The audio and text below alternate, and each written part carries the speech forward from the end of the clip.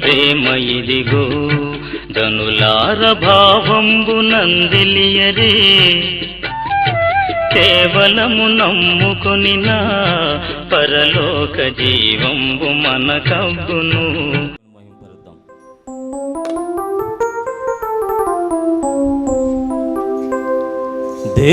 దేవకుమారా దీనోపకారా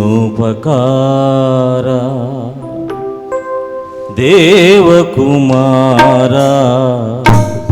దీనోపకారా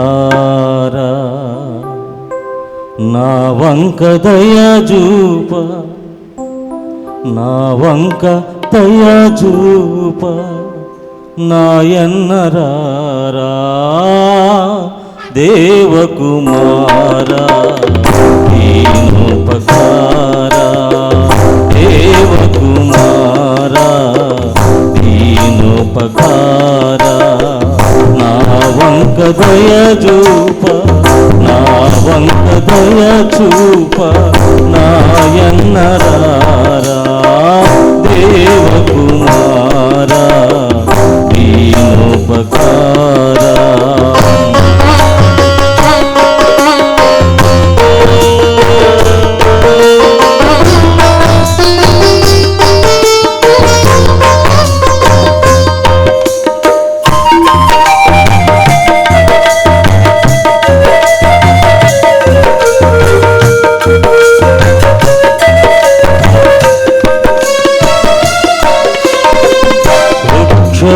దాసిన దక్షిణేనయ్యా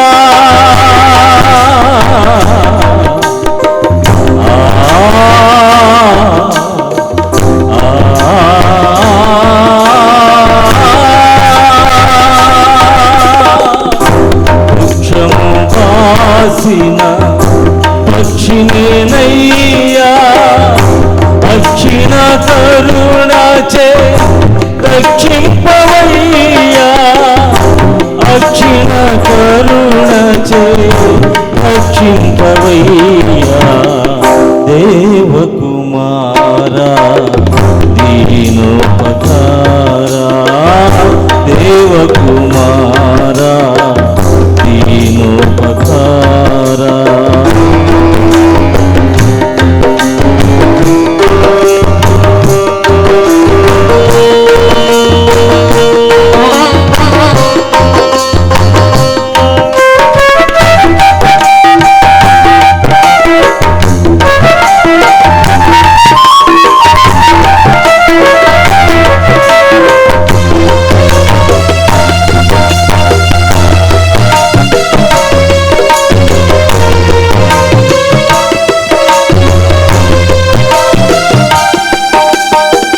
పాపుల పాలిటి పరమదయాళు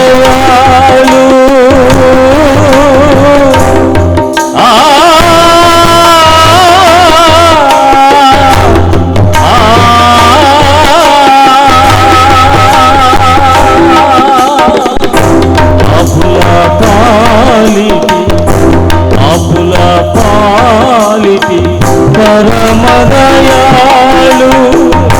దీవించు నీ దయా దీనునికిప్పుడు దీవించు నీ దయా దీనునికిప్పుడు దేవకుమారా దీనోపకారా దేవకుమారా దీనోపకారా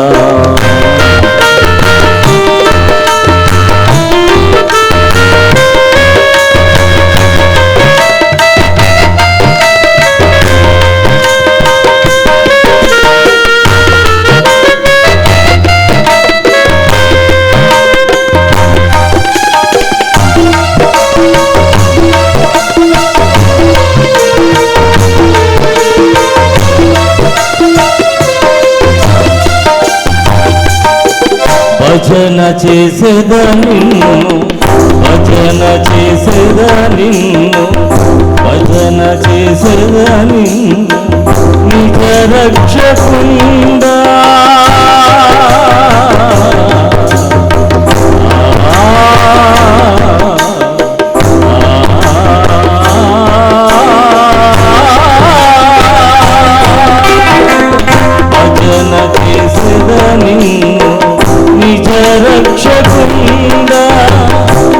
విజయము చేయవే నజరేతువాడా, విజయము చేయవే నజరేతువాడా, దేవకుమారా దీనోపకారా, దేవకుమారా దీనోపకారా, నా వంక దయ చూప, నా వంక దయ చూప, నాయన్నరారా దేవకుమారా దీనోపకారా, దేవకుమారా దీనోపకారా, దేవా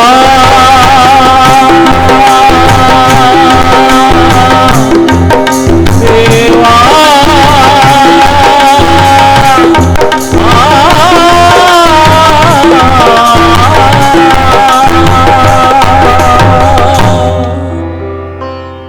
మన ధ్యాన నిమిత్తం ఏర్పాటు చేయబడినటువంటి లేఖన భాగములు అపోస్తుల కార్యగ్రంథం 9వ అధ్యాయం 32 నుంచి 43 వచనం వరకు ఉన్న వాక్య భాగాన్ని శైలజ సత్యానందం గారు చదువుతుండగా దయచేసి సంఘం నిలుచుండాలని మనం చూస్తున్నాను. పరిశుద్ధ దినమునందు ఏర్పాటు చేయబడిన వాక్య భాగము అపోస్తుల కార్యములు 9వ అధ్యాయము 32వ వచనం నుంచి 43వ వచనం వరకు. ఆ తర్వాత పేతురు సకల ప్రదేశములలో సంచారము చేయుచు లుద్దాలో కాపురమున పరిశుద్ధుల ఎద్దుకు వచ్చెను.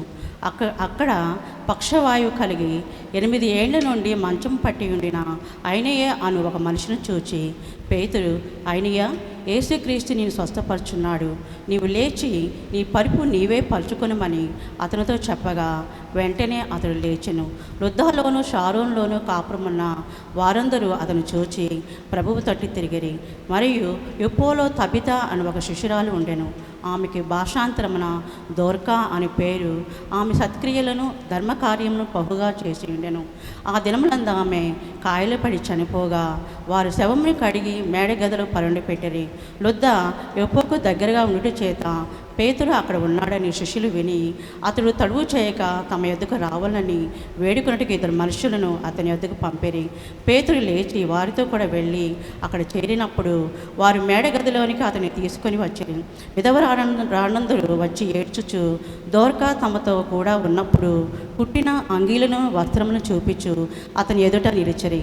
పేతురు అందరినీ వెలుపలికి పంపి మోకాళ్ళుని ప్రార్థన చేసి శవం వైపు తిరిగి, తబిత లెమ్మనగా ఆమె కన్నులు తెరిచి పేతురుని చూచి లేచి కూర్చుండెను. అతడు ఆమెకు చెయ్యి ఇచ్చి లేవనెత్తి పరిశుద్ధులను విధవరాన్ని పిలిచి ఆమెను సజీవురాలుగా వారికి అప్పగించెను. ఇది అంతటా తెలిసినప్పుడు అనేకులు ప్రభువునందు విశ్రమించరి. పేతురు యుప్పోలో సియోనును ఒక చర్మకారుని యొద్ద బహుదినములు నివసించెను. ఈ వాక్యం మనం ఇక్కడ దీవించునుగా. వాక్యమును యాకోబుకు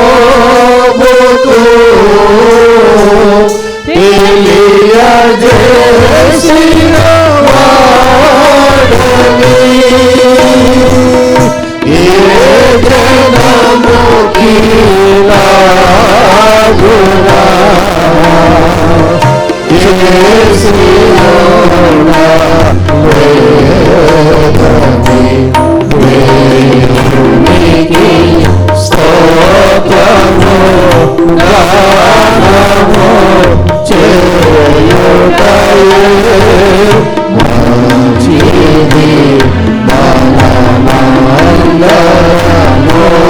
స్తుతి గానము చేయుటయే మంచిది. మన ప్రభువైన యేసుక్రీస్తు నామములో మీకు అందరికీ శుభములు తెలియజేస్తూ ఈ పరిశుద్ధ ఆదివార ప్రార్థనకి మిమ్మల్ని స్వాగతిస్తూ ఉన్నాను. మన ధ్యాన నిమిత్తం చదువుబడినటువంటి వాక్య భాగం అపోస్తుల కార్యగ్రంథం 9వ అధ్యాయం 32వ వచనం నుంచి 43వ వచనం వరకు ఉన్న వాక్య భాగం. ఈ వాక్య భాగంలో నుంచి మనం ధ్యానం చేయబోయే అంశం ఏమిటంటే సజీవులే దేవుని సాధనాలు అనే అంశాన్ని మనం ధ్యానం చేయబోతున్నాం. బ్రతికి ఉన్న వారందరూ దేవుని సాధనాలు అని కాదు. మన దృష్టికి నేడు బ్రతికి ఉన్న వారందరూ సజీవులే. మన దృష్టిలో సజీవులై ఉన్నటువంటి మనుషులందరిలో దేవుని యొక్క దృష్టిలో సజీవులై ఉన్నవారు కొద్దిమందే. మిగిలిన వారు జీవించుచున్నారన్న పేరు మాత్రము ఉన్నది కానీ వారు మృతులే. కనుక దేవుని యొక్క దృష్టిలో ఎవరైతే సజీవులై ఉన్నారో వారే దేవుని సాధనాలు అనేటటువంటి సత్యాన్ని చదివిన వాక్య భాగాన్ని అనుసరించి మనం ధ్యానం చేయబోతూ ఉన్నాం. కనుక జాగ్రత్తగా ఆలకించి మనం దేవుని యొక్క దృష్టిలో ఏమై ఉన్నాం, సజీవులమై ఉన్నామా, మృతులమై ఉన్నామా, లేక జీవించుచున్నామన్న పేరు మాత్రం ఉండి మృతులముగా దేవుని యొక్క దృష్టి కనబడుతున్నామా అనేది మనం పరిశీలన చేసుకొని దేవుని యొక్క దృష్టిలో కూడా సజీవులముగా ఎంచబడ్డానికి మన జీవితాలను తగిన రీతిగా మార్చుకోవడానికి ప్రయత్నం చేయాలని ప్రభు ప్రేమలో మీకు మనం చేస్తున్నాను. అపోస్తల కార్యం గ్రంథం 9వ అధ్యాయం 32వ వచనం నుంచి చివరిదైన 43వ వచనం వరకు ఉన్న వాక్య భాగాన్ని చదువుగా మనం విని ఉన్నాం. ఇదివరకు ఆ పై వాక్య భాగాల్లో అపోస్తలుడైన పౌలు యొక్క మార్పును గురించి మనం ధ్యానం చేశాం. ఆ తర్వాత పేతురు యొక్క పరిచర్య ఇక్కడ మనకు కనబడుతూ ఉంది.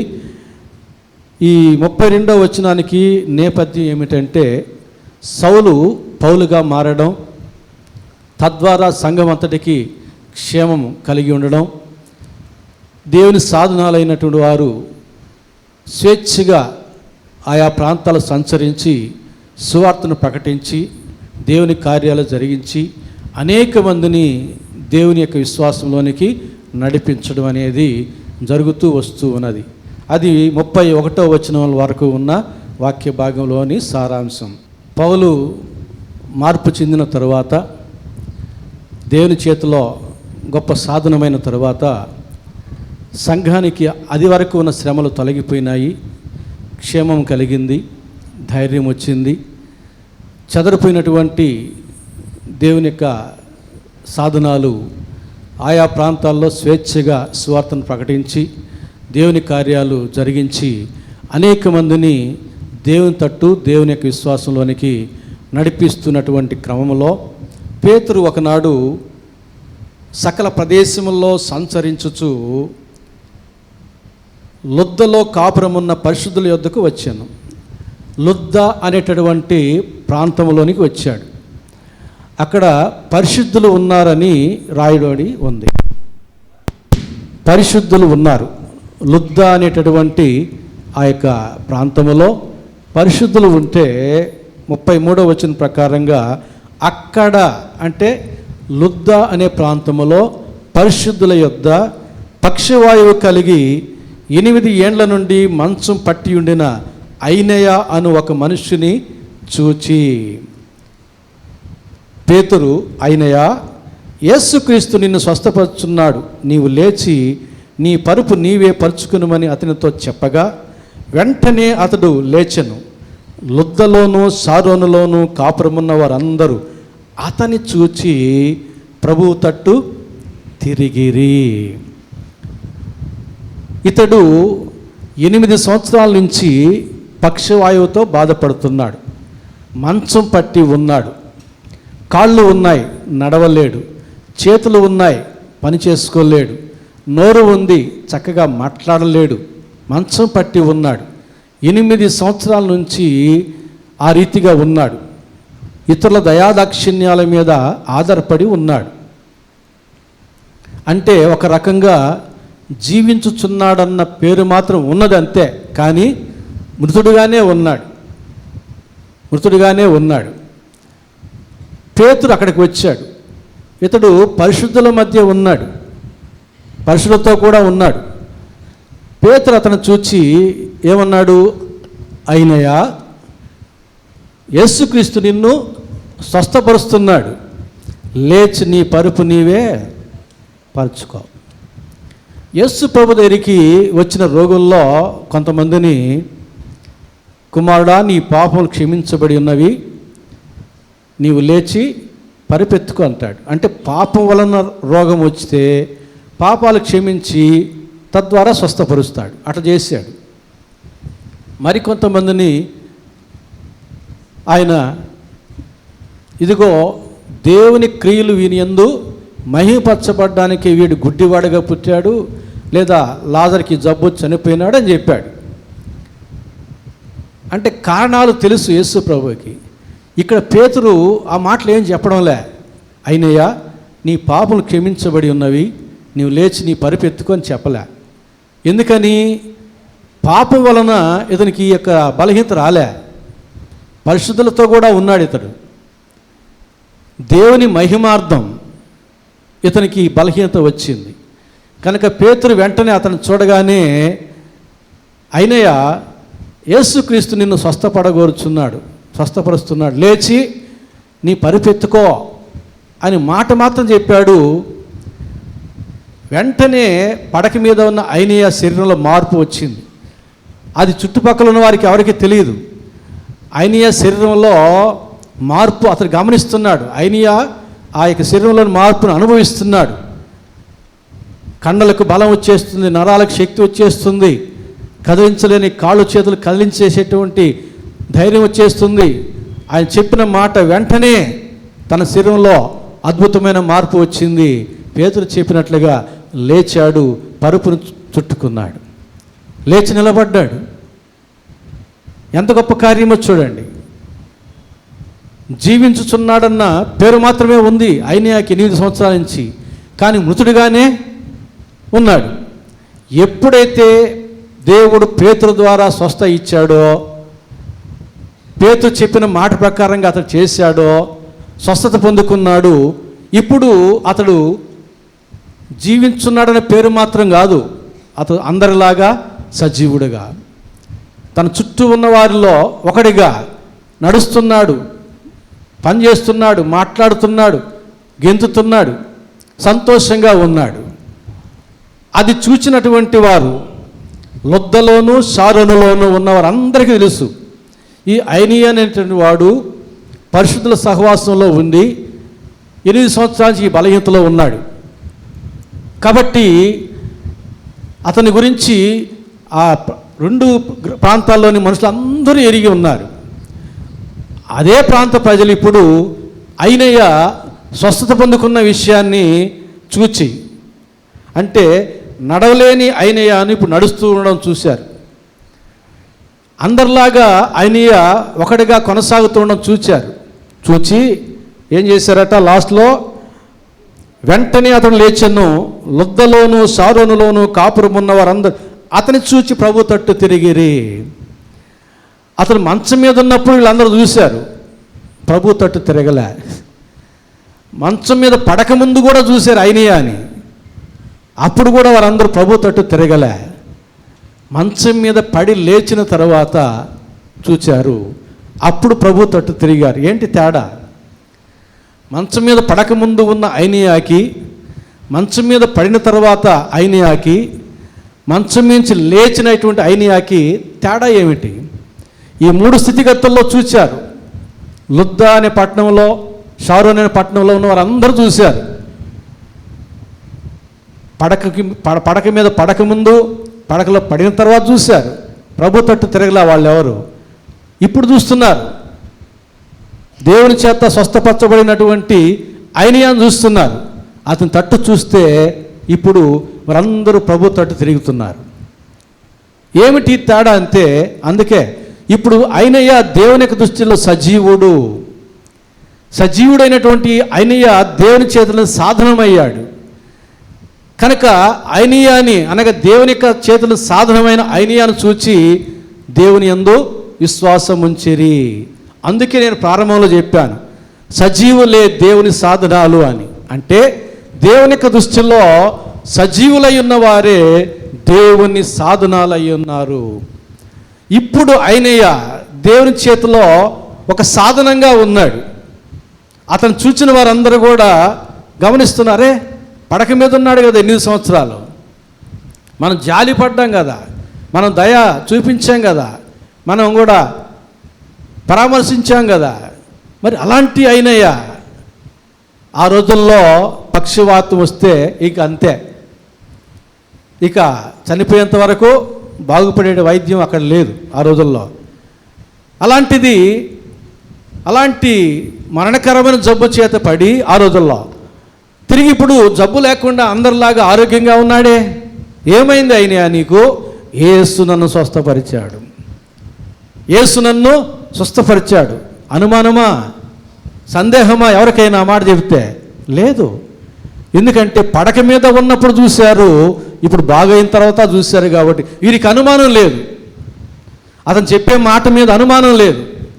మేము చూసాం ఆయన ఈ పక్షవాతంతో పడక మీద ఉండగా, మేము చూస్తున్నాం ఇప్పుడు అతను మనలో ఒకడుగా స్వస్థచిత్తుడై ఉండడం. కాబట్టి ఇది యేసు చేసిన కార్యం అని యేసు మాట యందు నమ్మకం ఉంచారు. ఈ రోజుల్లో అలాంటి కార్యాలు జరిగితే ఎంత బాగుంటాయి. అదేందో కానీ విచిత్రం, కనబడని జబ్బులే బాగైనట్టు సాక్ష్యాలు చెప్తా ఉన్నారు. నాకు లోపల క్యాన్సర్ ఉన్నింది, నాకు లోపల HIV ఉన్నింది. మనం చూడగలిగే జబ్బులు కాదు అవి, మన కంటికి కనబడిన జబ్బులు. ఈ జబ్బులు చెప్పుకొని నాకు బాగైనాయి, మనకు ఎట్లా ఉనిందో లేదో తెలియదు. అదే నాకు ఇంతలో కణితేడు నింది, ఓసు చెయ్యునింది, బోధకాలు నింది, చూసిన వాళ్ళు ఉన్నారు, వాళ్ళు కనబడి ఇదిగో నన్ను బాగు చేశాడు యేసయ్య. అరే నీ బోధకాలు బాగా అయిపోయింది, ఎట్లా? యేసు స్వస్థపరిచాడు. నిజమే, నేను చూశాను నీ బోధకాలు, ఇప్పుడు నీ బోధకాలు లేదు. నిజమే, నీకు ఓసు చెయ్యునింది, ఇప్పుడు బాగైంది. నువ్వు చెప్పిన మాట వాస్తవమే. నమ్ముతారు, యేసునందు విశ్వాసం ఉంచుతారు.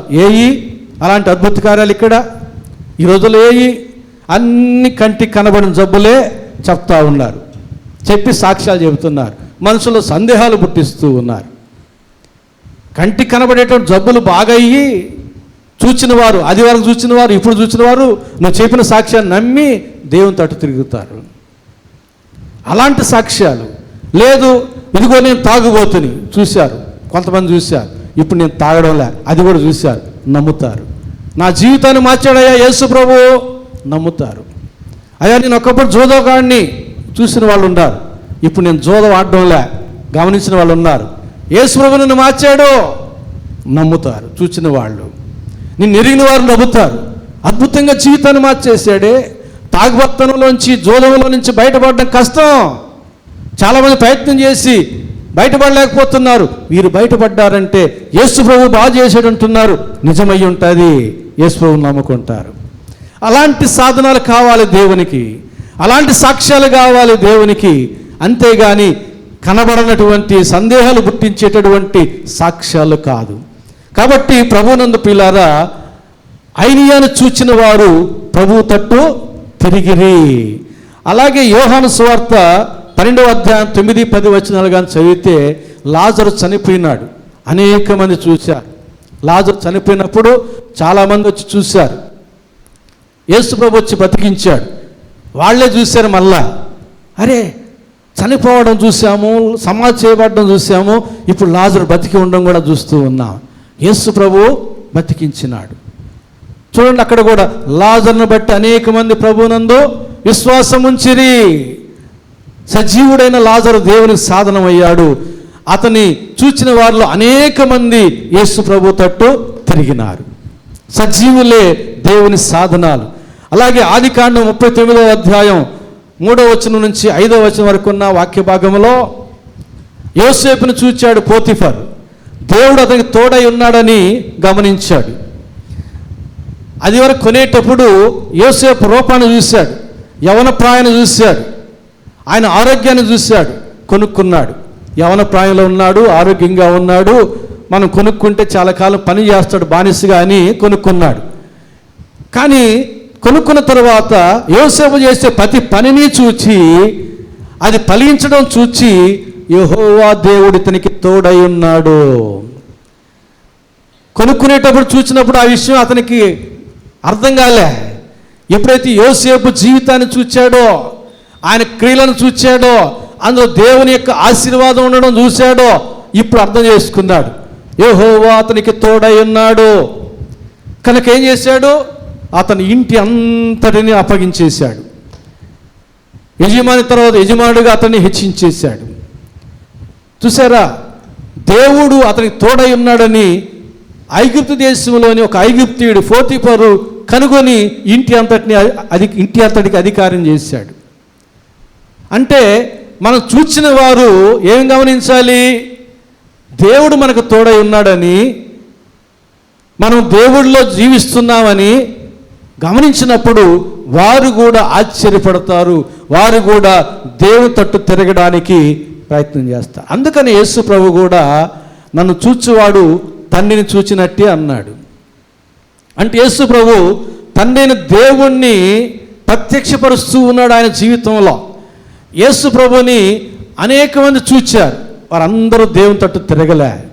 యేసు ప్రభు జీవితాన్ని చూచిన వారు అందరూ దేవుని తట్టు తిరిగారు. అందరూ దేవుని తట్టు తిరిగారు. అయ్యా, ఎక్కడికి వెళ్తాం నిన్ను వదిలేసి? సజీవుడైన దేవుడు నీవే. యేసు ప్రభు యొక్క జీవితాన్ని ఆలోచన చేసిన వారు, గమనించిన వారు, గుర్తించిన వారు నీవే సజీవుడైన దేవుడు అని యేసు ప్రభు యొక్క జీవితాన్ని చూచి దేవుణ్ణి విశ్వసించినారు. కాబట్టి సజీవులే దేవుని సాధనాలు. కొరింథీయులకు రాసిన మొదటి పత్రిక 11వ అధ్యాయం 1వ వచనం పౌలు చెబుతున్నాడు ఇక్కడ, నేను క్రీస్తుని పోలి నడుచుకున్న ప్రకారము మీరును నన్ను పోలి నడుచుకునుడి. పౌలు ఎంత ధైర్యంగా చెప్తున్నాడు చూడండి. మీకు తెలుసా, క్యాలెండర్లలో పౌలు ఫోటో వేస్తే ఎట్లా వేస్తారు? బట్టతల అంటే జ్ఞాని కాబట్టి జ్ఞానులకి బట్టతల ఉంటుందని పౌలు జ్ఞాని కాబట్టి బట్టతల వేస్తారు. రూపమునకు బలహీనుడు అన్నాడుగా, సన్నగా వేసి చేతిలో కర్ర పెట్టేటి పెడతారు. ఏ క్యాలెండర్లో మీరు గూగుల్లో చూసినా పౌలు రూపం అట్లాగే ఉంటుంది. బైబిల్లో పౌలు గురించిన మాటలు బట్టి రూపమునకు నేను బలహీనునే కానీ ప్రసంగమునకు నేను కొరగాని వాడని అంటాడు కదా. బలహీనుడే రూపమునకు. ఈ బలహీనుడైన వాడు, బట్టతల ఉన్నవాడు, కర్ర పట్టుకున్నవాడు ఎట్లా నడుస్తాడు? కుంటుకుంటూ నడుస్తాడు. అంతేనా? ఇప్పుడు మీరు అందరూ కుంటుకుంటూ నడవమన్నాడా? యేసుబాబు కుంటుకుంటూ నడిచాడు. యేసుబాబు వాళ్ళు నేను కూడా కుంటుకుంటూ నడిచాను కర్ర పట్టుకొని, మీరు కూడా కర్ర పట్టుకొని కుంటుకుంటూ నడవమన్నాడా? క్రీస్తుని పోలి నేను నడుచుకున్న ప్రకారంగా మీరు నన్ను పోలి నడుచుకుని అన్నాడు. అంటే పౌలు క్యాట్ వాక్ చేశాడా? మనం క్యాట్ వాక్ చేయడానికి. పౌలు ర్యాట్ వాక్ చేశాడా? మనం ర్యాట్ వాక్ చేయడానికి. లేక పౌలు నెమలిగా నడిచాడా? నెమలి వల్ల నడిచాడా? మనం నెమలిలాగా నడవడానికి ప్రాక్టీస్ చేసి. అంటే అర్థం ఏంటి? యేసుప్రభు నడుచుకున్న ప్రకారం, యేసుప్రభు జీవించిన ప్రకారంగా నేను జీవిస్తూ ఉన్నాను, కాబట్టి మీరు కూడా మమ్మల్ని పోలి జీవించండి అన్నాడు. అక్కడ సజీవులే దేవుని సాధనాలు. గమలీయేలు పాదముల యొద్ద ఉన్న పౌలు మృత్యుడు, జీవించున్నాడు పేరు మాత్రమే ఉంది కానీ మృతుడు దేవుని యొక్క దృష్టికి. దమస్కు మార్గంలో క్రీస్తు చేత పట్టబడిన తర్వాత దేవుని చేతిలో సజీవమైన సాధనంగా మారినాడు. ఇప్పుడు దేవుని యొక్క సాధనంగా చెబుతున్నాడు, మీరు నన్ను పోలి జీవించండి అని. నన్ను పోలి నడుచుకుని అనే మాట పక్కన పెట్టి జీవించుడు అనే మాట పెట్టి చదువుతాను చూడండి. నేను క్రీస్తుని పోలి జీవించి ఉన్న ప్రకారము మీరును నన్ను పోలి జీవించుకునుడి. అది అర్థం. మన యొక్క జీవితమే ఒక సాధనం, ఒక సువార్త. ఐనియా, లాజరు, యోసేపు, క్రీస్తు, పౌలు వీరందరూ కూడా ఇదిగో మా జీవితాలు ఎలాగున్నా దేవునికి సాధనాలు అయ్యాయో మీరు కూడా మీ జీవితాలు దేవునికి సాధనాలుగా మార్చండి అని వాక్యం సెలవిస్తూ ఉంది. మనమే నోటితో సువార్త చెప్పక్కర్లే, దేవుని యందు మనం జీవిస్తూ ఉంటే మన జీవితాన్ని ఎరిగిన వారికి అది ఒక సాధనం. ఆశ్చర్యచకితులు అవుతారు, వారు కూడా ఆకర్షితులు అవుతారు, వారు కూడా అలాగే జీవించాలని అనుకుంటారు. ఎందుకని? ప్రసంగి 5:18 ఏం చెబుతుంది? సూర్యుని కింద ఉన్న సమస్తం వ్యర్థం వ్యర్థం వ్యర్థం అని చెప్పేటటువంటి ఆ యొక్క ప్రసంగి గ్రంథకర్తకి కొరదగినది గాను చూడ ముచ్చటైనది గాను నాకు కనబడినది ఏదనగా, ఒకడు దేవుడు తనకిచ్చిన ఆయుష్కాలం అంతా తన కష్టాజితము చేత క్షేమముగా బ్రతుకుచున్నట్టయే ఇది ఏ వాని భాగ్యమో, ఇది దేవుని ఆశీర్వాదం వలన వానికి కలిగినది అంటాడు. కొరదగిన జీవితం, చూడదగిన జీవితం, దేవునిలో జీవిస్తున్న వారి జీవితాలు చూస్తూ ఉంటే చూచేవారి హృదయాలు కదిలించబడతాయి. అరే ఇంత మంచి జీవితం, ఇంత క్షేమకరమైన జీవితం మనకు కావాలి, మనం కూడా యేసు ప్రభువుని వారి వలె అనుసరించుదాం అనేటటువంటి కోరిక వారిలో పుట్టిస్తుంది అలాంటి జీవితాలు. ప్రభునందు ప్రియులారా, ఇంకా గొప్ప మాట చెప్పాడు యేసు ప్రభు. యోహాను సువార్త 10:34 యేసు, మీరు దైవములని నేను అంటినని మీ ధర్మశాస్త్రములో రాయబడి ఉండలేదా? ఏమంటున్నాడండి? మీరు దైవములు. స్పష్టంగా పలకాలి, అక్షరం పుల్లైనా కూడా వేరే అర్థం వస్తుంది. యా కాదు, వా. మీరు యా పెడితే మళ్ళీ మీరు దైవములని అంటే మీరు దేవుళ్ళని నేను అన్నానని మీ ధర్మశాస్త్రంలో రాసి ఉండలేదా అంటున్నాడు. దైవములని మనము దయ్యాలమా దైవాలమా పరిశీలి చేసుకోవాలి మనం. ఇక్కడ ఇంకొక ఆశ్చర్యకరమైన విషయం ఏంటంటే, ఈ మాట వాళ్ళ ధర్మశాస్త్రంలో ఎక్కడ ఉంది? 82వ కీర్తన 6వ వచనంలో ఉంది. ఆసాఫు రాసిన కీర్తన, అది 82వ కీర్తన ఆసాఫు రాసిన కీర్తన 6వ వచనంలో ఉంది. ఏముందంటే, మీరు దైవములనియు మీరందరూ సర్వోన్నతుని కుమారులనియు నేనే సెలవిచ్చి ఉన్నాను. యోహాను సువార్త 10వ యేసు ప్రభువు చెబుతున్నాడు, నేను అన్నానని మీ ధర్మశాస్త్రం రాసి ఉండలేదా అని. ఇక్కడేమో నేనే సెలవిస్తున్నాను అన్నాడు. ఇంతకీ ఎవరు ఆ మాట అనింది? యెహోవా దేవుడా, యేసు ప్రభువా? పాత నిబంధనలు అంతా యెహోవా దేవుడే కదా. 82వ కీర్తన 6వ వచనంలో ఆసాపు చేత దేవుడు రాయించినాడు, మీరు దైవములని నేను సెలవిచ్చున్నానని. యోహాను సువార్త 10వ యేసు ప్రభు ఆ మాట చెప్పింది నేనేనంటున్నాడు. అంటే పాత నిబంధనలో భక్తుల ద్వారా పలికిన మాటలన్నీ ఎవరు పలికినట్టు? యెహోవా అనబడిన యేసుక్రీస్తు పలికినట్టు. అది కరెక్ట్గా ఉంటుంది. యెహోవా దేవుడా, యేసు ప్రభు అంటే ఏదో ఒకటి చెప్పాల్సి వస్తుంది కదా, ప్రశ్నే కరెక్ట్ కాదు. పాత నిబంధనలో భక్తుల ద్వారా ప్రవక్తల ద్వారా పలికిన మాటలన్నీ ఎవరు పలికారయ్యా అంటే, ఇప్పుడు మనం ఏం చెప్పాలంటే యెహోవా అనబడిన యేసుక్రీస్తు పలికినాడు. యెహోవాయే యేసు ప్రభు. మనం బేస్త శుక్రవారంలో మనం స్పష్టంగా ఆ విషయాలు మనం ధ్యానం చేస్తున్నాం. కాబట్టి యేసు ప్రభు చెప్తున్న, మీ ధర్మశాస్త్రంలో నేను చెప్పాను మీరు దైవములని. దేవుని యొక్క వాక్యం ఎవరికి వచ్చునో వారే దైవములో. మనం చిన్న చిన్న దేవుళ్ళం, యేసు ప్రభు నిజమైన దేవుడు. దేవుళ్ళుగా ఉన్నామా? మనం దేవుళ్ళుగానే ఉన్నామా? మనల్ని ఎవరు పూజించక్కర్లే, పూజించబడే దేవుళ్ళం కాదు, లోకానికి వెలుగైన దేవుళ్ళం, లోకానికి ఉప్పు వంటి దేవుళ్ళం. అంటే లోకానికి ఒక బాట, ఒక మార్గం చూపించేటటువంటి చిన్న చిన్న దైవములము. దేవుని యొక్క వాక్యం మన యందు నిలిచి ఉంటే. కాబట్టి ప్రభునందు ప్రియులారా, మన జీవితాలను ఒకసారి పరిశీలన చేసుకుందాం. సజీవులముగా దేవుని యొక్క దృష్టి కనబడుతూ ఉండి దేవుని చేతుల సాధనలుగా వాడబడుతున్నామా, లేదా దేవుని చేతుల సాధనలుగా కాకుండా దేవుని పనిలో మనం ఏమాత్రం పాత్ర లేకుండా మనకు దేవుని యొక్క దృష్టికి మృతులముగా ఉన్నామా? మన క్రియలు మార్చుకోవాలి దేవుని యొక్క దృష్టికి సజీవులముగా ఎంచబడడానికి. ప్రకటన గ్రంథం 3వ అధ్యాయం మొదటి 3 వచనాలు. సార్దీసులో ఉన్న సంఘపు దూతకు ఇలాగు రాయము, 7 నక్షత్రములను దేవుని 7 ఆత్మలను గలవాడు చెప్పు సంగతులు ఏవనగా, నీ క్రియలను నేను ఎరుగుదును. ఏమనగా, జీవించుచున్నావన్న పేరు మాత్రము ఉన్నది కానీ నీవు మృతుడవే. నీ క్రియలు నా దేవుని ఎదుట సంపూర్ణమైనవిగా నాకు కనబడలేదు గనక జాగరూకుడవై చావనయున్న మిగిలిన వాటిని బలపరచుము. నీవు ఏలాగు ఉపదేశం పొందితివో, ఏలాగు వింటివో జ్ఞాపకం చేసుకుని దాన్ని గైకొనుచు మారు మనసు పొందుము. నీవు జాగరూకుడవై ఉండని ఎడల నేను దొంగ వలె వచ్చేదను, ఏ గడియను నీ మీదకు వచ్చేదనో నీకు తెలియదు. చావనయున్న మిగిలిన కార్యాలని బలపరచుకోండి, మారు మనసు పొందండి, మీ కార్యములు సంపూర్ణము చెయ్యండి. ఏదో అరకొరగా చేస్తున్నారు, వాటి వల్ల ప్రయోజనం లేదు. మీ కార్యములు, మీ క్రియలు సంపూర్ణమైనవిగా ఉండాలి. ఏ విషయాల్లో మారు మనసు పొందాలనో ఆయా విషయాల్లో మారు మనసు పొందాలి. చావనై ఉన్నటువంటి మిగిలిన మంచి క్రియలను కూడా చంపకుండా మనం వాటిని బ్రతికించుకోవాలి. ఈ 3 పనులు చేసినప్పుడు దేవుడు మనల్ని సజీవులుగా ఎంచుతాడు. లేని ఎడల దొంగవలే మన మీద వచ్చి మన మీద పడతానంటున్నాడు.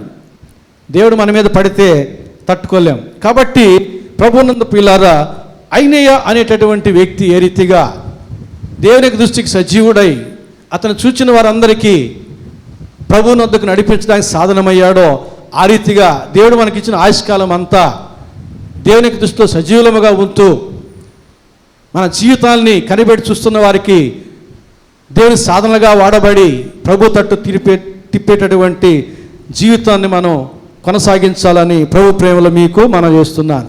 మరొక విషయం 36వ వచనం నుంచి మనం చూస్తే, మరియు యొప్పేలో తబితా అని ఒక శిష్యురాలు ఉండెను. ఆమెకు భాషాంతరమున దొర్క అని పేరు. ఆమె సత్క్రియలను ధర్మకార్యములు బహుగా చేసి ఉండెను. ఆ దినముల యందు ఆమె కాయలా పడి చనిపోగా వారు శవమును కడిగి మేడగదిలో పరుండబెట్టిరి. లుద్దా యొప్పేకు దగ్గరగా ఉండట చేత పేతురు అక్కడ ఉన్నాడని శిష్యులు విని అతడు తడువు చేయక తమ యొద్దకు రావాలని వేడుకున్నటకు 2 మనుషులను అతని యొద్దకు పంపిరి. పేతురు లేచి వారితో కూడా వెళ్ళి అక్కడ చేరినప్పుడు వారు మేడగదిలోనికి అతన్ని తీసుకుని వచ్చిరి. విధవరాండ్రందరూ వచ్చి ఏడ్చుచు దొర్కా తమతో కూడా ఉన్నప్పుడు కుట్టిన అంగీలను వస్త్రములను చూపుచు అతని ఎదుట నిలిచిరి. పేతురు అందరినీ వెలుపలికి పంపి మోకాళ్ళలోని ప్రార్థన చేసి శవం వైపు తిరిగి తబితా లెమ్మనగా ఆమె కన్నులు తెరచి పేతురును చూచి లేచి కూర్చుండెను. అతడు ఆమెకు చెయ్యి ఇచ్చి లేవనెత్తి పరిశుద్ధులను విధవరాండ్రను పిలిచి ఆమె సజీవురాలనుగా వారికి అప్పగించెను. ఇది యొప్పే అన్నంతటా తెలిసినప్పుడు అనేకులు ప్రభువునందు విశ్వాసముంచిరి. చనిపోయినటువంటి తబిత సజీవురాలైంది.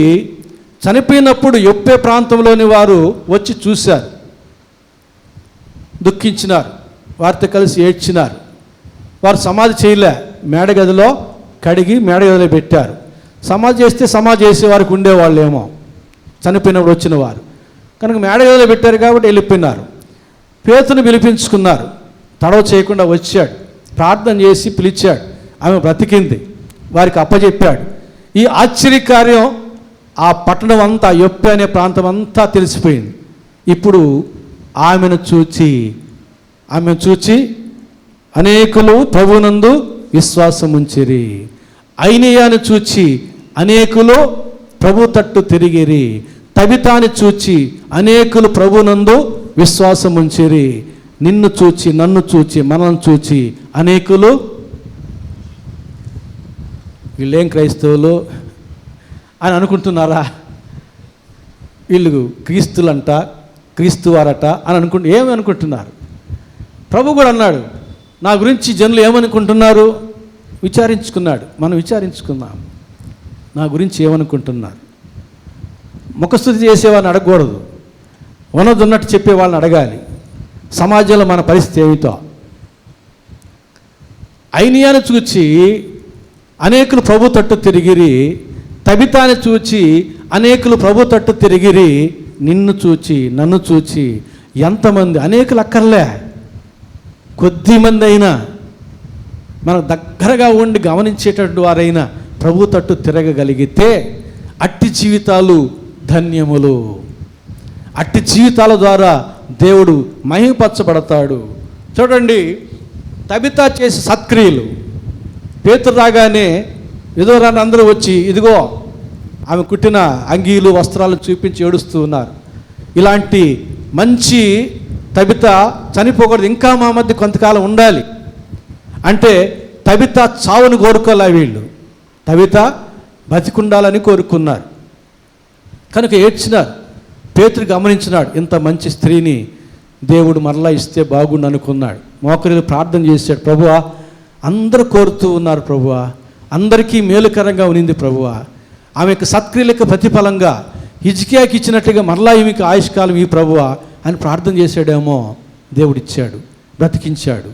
హిజ్కియాకి ఇచ్చినట్టు మరలా అదనపు ఆయుష్కాలం ఇచ్చాడేమో, అది ఆమె యొక్క సత్క్రియలకు ప్రతిఫలమేమో. హిజ్కియాకి సత్క్రియలకు ప్రతిఫలం 15 సంవత్సరాలు ఇచ్చినట్టుగా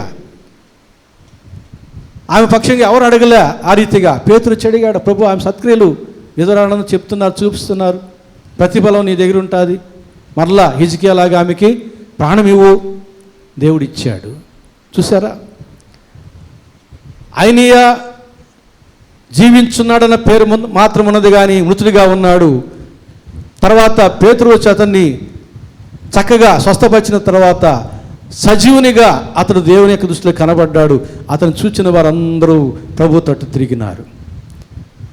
తబిత అయితే చనిపోయింది, పిలిపించారు.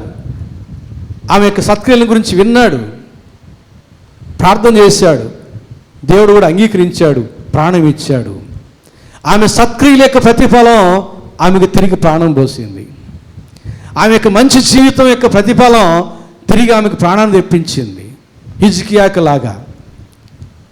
చూడండి, ఇప్పుడు ఆమె సజీవురాలుగా ఉంది, అందరికి కనబడుతూ ఉంది.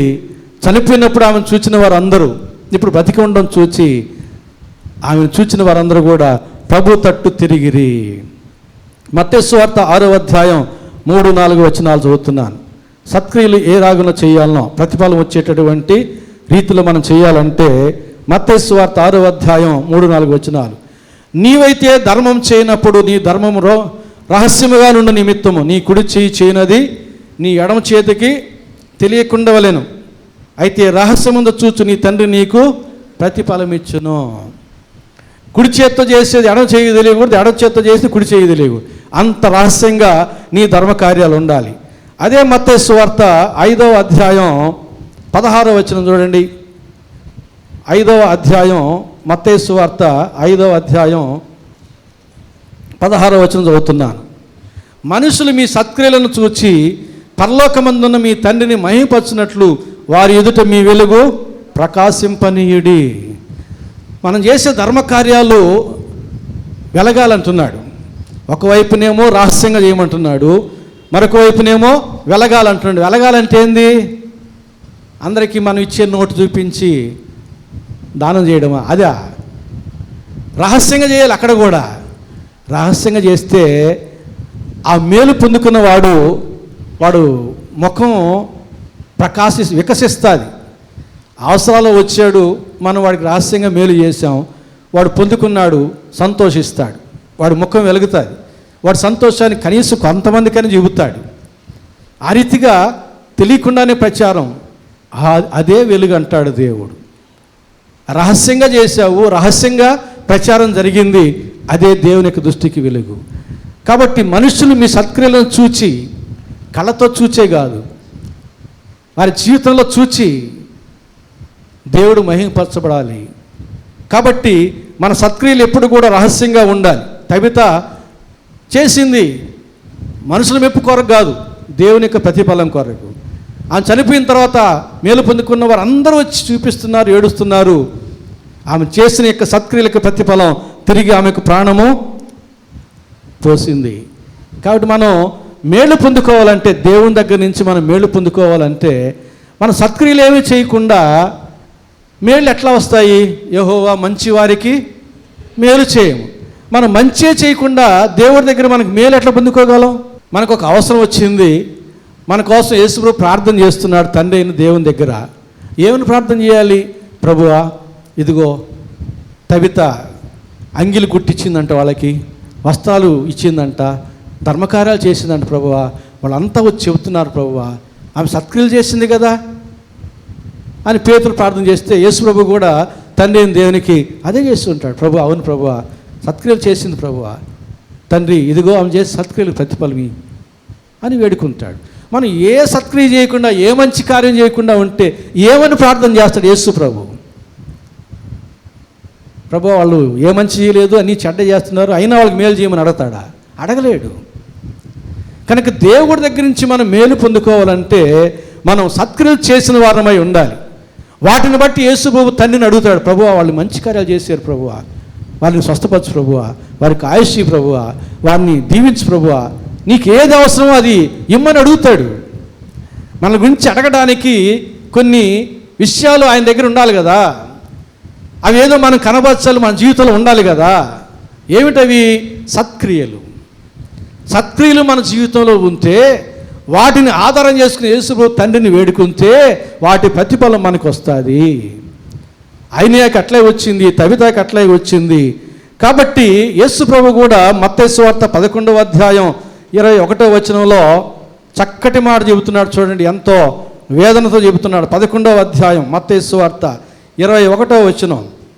అయ్యో కొరాజీనా, అయ్యో బేత్సయిదా, మీ మధ్యన చేయబడిన అద్భుతములు తూరు సీదోను పట్టణములలో చేయబడిన ఎడల ఆ పట్టణముల వారు పూర్వమే గోనె పట్ట కట్టుకొని బూడిద వేసుకుని మారు మనసు పొంది ఉందురు. దేవుడు చేసే సత్క్రియలకు ఆయన కోరుకునే ప్రతిఫలం ఏమిటి? మనుషుల యొక్క పొగడ్తలు కాదు, మనుషుల యొక్క మారు మనస్సు. అందుకొరకు దేవుడు అద్భుత కార్యాలు చేస్తాడు. యేసు ప్రభు చేసిన ప్రతి సత్క్రియకు ప్రతిఫలంగా ఆయన కోరుకునేది ఏంటంటే మనలో మార్పునే కానీ మన పొగడ్తలు కాదు, మన చప్పట్లు కాదు. దేవుడు మనకు అద్భుత కార్యాలు చేస్తూ ఉంటే మనం ఎంతకీ మార్పు చెందకుండా ఉంటే దేవుడు చాలా దుఃఖపడతాడు. పూర్వమే తూరు సీదోన్ల వారు గోనె పట్ట కట్టుకుని మారు మనసు పొంది ఉందరు. అయ్యో కొరాజీనా, బేత్సయిదా, మీ గతి ఓరవదగినదిగా ఉండదు. అలాగే యోహాను సువార్త 2వ అధ్యాయం 23వ వచనం 2వ భాగం. ఆయన పస్కా పండుగ సమయమున యెరూషలేములో ఉండగా ఆ పండుగలో అనేకులు ఆయన చేసిన సూచక్రియలను చూచి ఆయన నామందు విశ్వాసముంచిరి. యేసు ప్రభు చేసినటువంటి అనేకమైన సూచక్రియలను బట్టి ఆయన యందు విశ్వాసముంచిరి. యేసు ప్రభువును చూచిన వారందరూ ఆయన మీద విశ్వాసం ఉంచలే. ఆయన జీవితాన్ని చూచిన వారందరూ ఆయన మీద విశ్వాసం ఉంచారు. మన రూపం కాదు, మన రూపం కొంతవరకే ఆకర్షిస్తుందేమో, అయినా కానీ అది మోసకరం, వ్యర్థమే. ఏందది? అందం, సౌందర్యం మోసకరం, వ్యర్థమే. మన రూపం కొంతవరకే. మన యొక్క పరిమళాలు, సెంటు, బాడీ స్ప్రే, ఇవి కొంతవరకే. మనం కొట్టుకునే బాడీ స్ప్రే అంతవరకే. అందుకే అంటాడు ప్రసంగి గ్రంథకర్త, సుగంధ ద్రవ్యముల కంటే మంచి పేరు సంపాదించుకునుట మేలు. మన పరిమళాలు అంతవరకే, ఒక 5 మీటర్లే. మన మంచి పేరు దేశాలు కూడా దాటి వెళ్తుంది.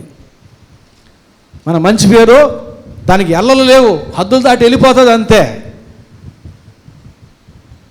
ఎంతమందిని ఎంత దూరంలో ఉన్నవాడిని ఆకర్షిస్తుంది మన మంచి పేరు. యేసు ప్రభు యొక్క మంచి జీవితం ఇన్ని వేల సంవత్సరాలుగా ఆకర్షిస్తూనే ఉంది కదా, అన్ని దేశాలను ఆకర్షిస్తూనే ఉంది కదా. ఎల్లలు లేదు, మంచి జీవితానికి ఎల్లలు లేవు, ఆయుష్కాలం లేదు, పరిమితి లేదు. అలాంటిది మంచి జీవితం, అలాంటిది కోరదగినది, చూడముచ్చటైనటువంటి జీవితం. ప్రభునందు ప్రియులారా, ఎలాంటి జీవితాన్ని మనం జీవిస్తూ ఉన్నాం? చివరిగా ఒక వచనం చదివి నేను ముగిస్తాను. రోమాపత్రిక 2వ అధ్యాయం 6-7 వచనాలు. రోమాపత్రిక 2వ అధ్యాయం 6-7 వచనాలు.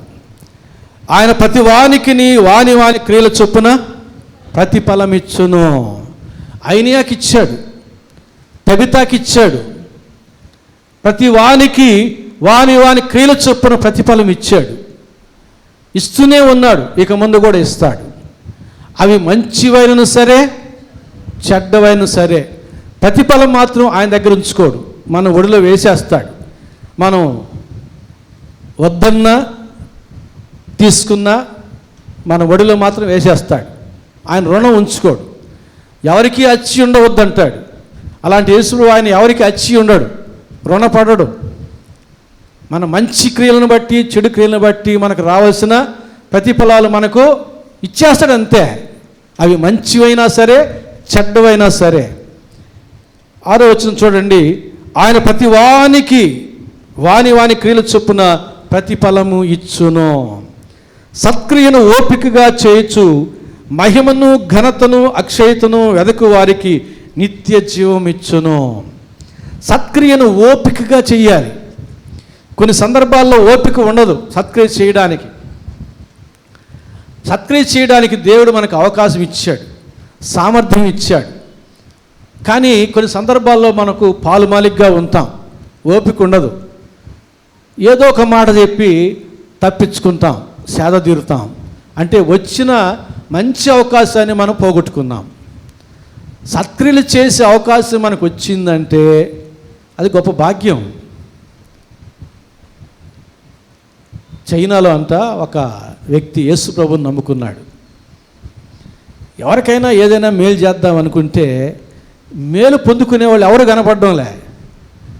అందరూ వారి వారి యొక్క వ్యవహారాలు బిజీగా వెళ్ళిపోతున్నారు, పనులు చేసుకుంటున్నారు, అందరూ బాగానే ఉన్నారు. పోనీ రైల్వే స్టేషన్లను శుభ్రం చేద్దామని రైల్వే స్టేషన్ శుభ్రంగా ఉంది. ఎక్కడ అతనికి ఏ మేలు చేసేదానికి అవకాశం దొరకడం లే. కానీ మేలు చేయాలనుకుంటున్నాడు, మేలు చేసే అవకాశం దొరకడం లేదు. ఆలోచన చేస్తే, ప్రార్థన చేస్తే ఒక ఆలోచన వచ్చిందంట. ఈ బిజీ షెడ్యూల్లో ప్రజలకు అవసరమైంది ఏమిటి అని ఆలోచన చేస్తే ప్రభు ఇచ్చిన తలపు మేరకు ఒక బ్యానర్ కట్టుకున్నాడు రైల్వే స్టేషన్లో, మీ సమస్యలు ఉచితముగా వినబడును అని. మీ సమస్యలు ఉచితముగా వినబడును ఒక బ్యానర్ కట్టి టేబుల్ పెట్టి కూర్చేసుకుని కూర్చున్నారంట. లైన్లు కట్టారంట. వచ్చి వాళ్ళ సమస్యలు అన్నీ చెప్పుకుంటే వాళ్ళు కొంచెం హృదయం తేలిక అయిపోతామని. అంటే వాళ్ళ బిజీ లైఫ్లో ఒకరి సమస్యలు ఒకరు వినేదానికి చెప్పుకునేదానికి కూడా లేదు, అంత బిజీగా జీవిస్తున్నారు. దేవుడిచ్చిన ఆలోచన మేరకు ఇతడు ఆ పని చేశాడు. అనేక మంది వచ్చి వాళ్ళ బాధలు చెప్పుకుంటూ, సమస్యలు చెప్పుకుంటూ, వారి అక్కలు చెప్పుకుంటూ, ప్రార్థన చేయమని అడుగుతూ ఉంటే ఎంత సంతోషమో ఇతనికి. కాబట్టి మేలు చేయాలన్న మనసు మనకు ఉంది, మేలు పుచ్చుకునేటటువంటి వారు మనకు కావాలి కదా. ఆ అవకాశం వచ్చిందంటే పాలు మాలకండి.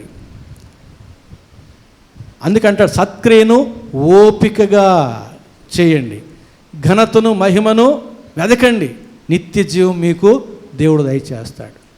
ఆయన సత్క్రియలు చేశాడు, పరిశుద్ధులతో కూడా ఉన్నాడు, ప్రతిఫలం పొందుకున్నాడు, స్వస్థ పొందుకున్నాడు. తవిత సత్క్రియలు చేసింది, చనిపోయినా కూడా ప్రాణం పోసుకునింది, దేవునికి సజీవురాలుగా సాధనమైంది. స్వయంగా యేసు ప్రభు కూడా ఈ లోకంలో నేను నా చిత్తాన్ని నెరవేర్చడానికి రాలేదు, నా తండ్రి చిత్తాన్ని నెరవేర్చడానికి వచ్చానన్నాడు. నేనే మార్గం అన్నాడు. ఆయన జీవితాన్ని ఒక మార్గంగా పెట్టాడు కానీ ఆయన రూపాన్ని కాదు. కాబట్టి యేసును అనుసరించే సత్క్రైస్తవులుగా మనం కూడా దేవునికి దృష్టికి సజీవులముగా, అంటే సత్క్రియలు చేయువారముగా, సజీవులముగా దేవుని దృష్టికి కనబడి ఆయన చేతిలోని బలమైన సాధనలుగా వాడబడి మన జీవితం అనేక మందిని, కనీసం కొంతమంది అయినా ప్రభు తట్టు తిప్పే రీతిగా మన జీవితాలను సరి చేసుకొని ముందుకు సాగుదాం. పరిశుద్ధాత్మ దేవుడు అటు దీవెన ఆశీర్వాదం మనకందరికీ దయచేయను గాక. ఆమెను ప్రార్థన చేసుకుందాం. ప్రేమ స్వరూపిని మా గొప్ప తండ్రి, పరిశుద్ధ ప్రభువా, మీ ప్రేమను బట్టి, మీ కృపను బట్టి మీ పాదశని సమీపిస్తూ ఉన్నాం. ప్రభువా, సాధ్య సంఘానికి చెప్పారు ప్రకటన గ్రంథం 3వ అధ్యాయం 1-3 వచనంలో. అలాగే మా యొక్క భక్తి మీకు తెలుసు, మా సహనం ఏమిటో మీకు తెలుసు, మా యొక్క బలహీనతలు ఏమిటో మీకు తెలుసు. ప్రభువా, మేము ఏ ఏ విషయాల్లో మారు మనసు పొందాలనో ఆయా విషయాల్లో మారు మనసు పొందడానికి సహాయం చేయండి. ఐనియా వలె, తబితా వలె మేము కూడా సత్క్రియలందు కొనసాగి సజీవులముగా నీ దృష్టికి కనబడి నీ చేతులను సాధనలుగా వాడబడి అనేక మందిని మా జీవితాల ద్వారా మీ తట్టు తిప్పడానికి మేము నా తండ్రి నీకు ఇష్టముగా జీవించడానికి సహాయం చేయండి. ప్రభువా, మా జీవితంలో ఇంకా నీకు ఆయాస్కర విషయాలు ఏవైతే ఉన్నాయో వాటిని తొలగించండి. మా సేవ జీవితం అంతట్లో ప్రభువా మేమందరం నీకు ఇష్టమైన జీవితం జీవించి నీ యందు ఆనందించి నిన్ను మహిమపరచడానికి సహాయం చేయమని యేసు నామమున వేడుకుంటున్నాము తండ్రి, ఆమేన్.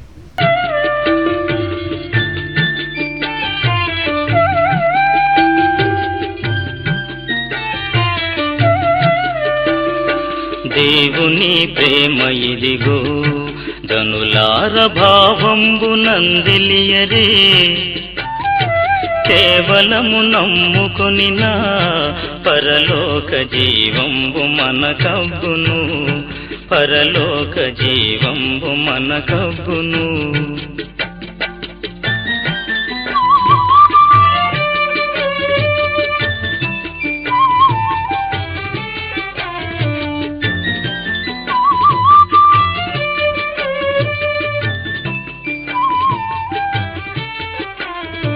సర్వలోకము మనలను తన వాక్య సత్య